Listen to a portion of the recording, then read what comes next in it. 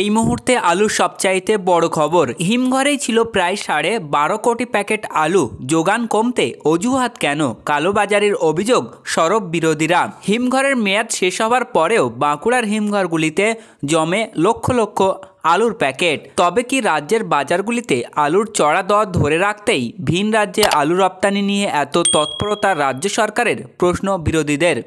গত মরশুমে রাজ্যের আলুর উৎপাদন কম হয়নি, হিমঘরেও জমে রয়েছে প্রচুর আলু।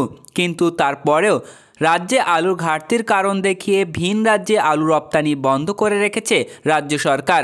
অন্যদিকে মেয়াদ শেষেও শুধু বাঁকুড়া জেলার হিমঘরগুলিতেই মজুদ রয়েছে প্রায় 5 লক্ষ প্যাকেট আলু। স্বাভাবিকভাবেই প্রশ্ন উঠেছে, রাজ্যের বাজারগুলিতে আলুর চড়া দর ধরে রেখে কি আসলে কালোবাজারি ও মজুতদারদের পক্ষেই কাজ করেছে রাজ্য সরকার? প্রশ্ন। বিগত মরশুমে রাজ্যের কম বেশি 500টি হিমঘরে প্রায় 12,55,04,243 বস্তা আলু সংরক্ষণ করা হয়েছিল, যা রাজ্যের চাহিদার তুলনায় অনেকটাই বেশি বলে মত ওয়াকিবহল মহলের। কিন্তু তারপরেও সারা বছর রাজ্যের খোলা বাজারগুলিতে আলুর দাম ছিল অস্বাভাবিক হারে অনেকটাই বেশি বেড়েছিল। 30 থেকে 40 টাকা কিলো দরে আলু কিনে খেয়েছে সাধারণ মানুষ। ভিন রাজ্যে আলু রপ্তানি করার রাজ্যের বাজারগুলিতে যোগান কমেছে, আর তার জেরেই বাড়ছে দাম। সেই অজুহাতে পুজোর আগে থেকেই ভিন রাজ্যে আলু রপ্তানিতে নিষেধাজ্ঞা জারি করে রাজ্য সরকার। সরকারের এই নিষেধাজ্ঞা নিয়ে দীর্ঘদিন ধরে রাজ্য সরকারের সঙ্গে জোর টানাপোড়েনে চলে আলু ব্যবসায়ীদের।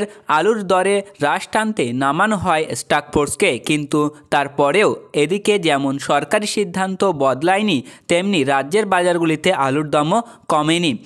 এদিকে আলু সংরক্ষণের জন্য রাজ্য সরকারের দেওয়া সময়সীমা শেষ হলেও শুধু বাঁকুড়ার হিমঘরগুলিতে জমে রয়েছে প্রায় 5 লক্ষ প্যাকেট আলু। সারা রাজ্যে ধরলে সেই সংখ্যা তার কয়েক গুণ বাড়বে।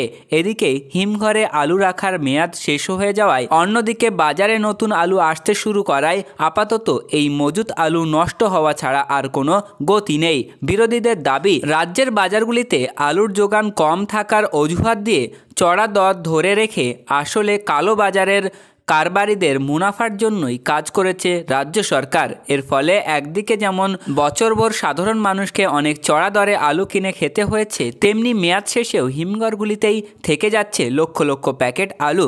চাপে পড়েছেন চাষিরা। তো বন্ধুরা, এই ছিল আজকের আলুর গুরুত্বপূর্ণ খবর। পরবর্তী এই ধরনের গুরুত্বপূর্ণ খবরগুলি পেতে আমাদের চ্যানেলটিকে সাবস্ক্রাইব করুন, পাশে থাকা ঘন্টাটি বাজিয়ে রাখুন। আর আপনি যে কোনো প্রকার ব্যবসায়িক পদক্ষেপ নেওয়ার আগে অবশ্যই আপনার স্থানীয় এলাকার বাজার দর যাচাই করে তবেই যে কোনো প্রকার ব্যবসায়িক পদক্ষেপ নেবেন। আমরা একটা ওভারঅল ডেটা দিয়েছি, যা স্থান ভিত্তিতে পার্থক্য হতে পারে।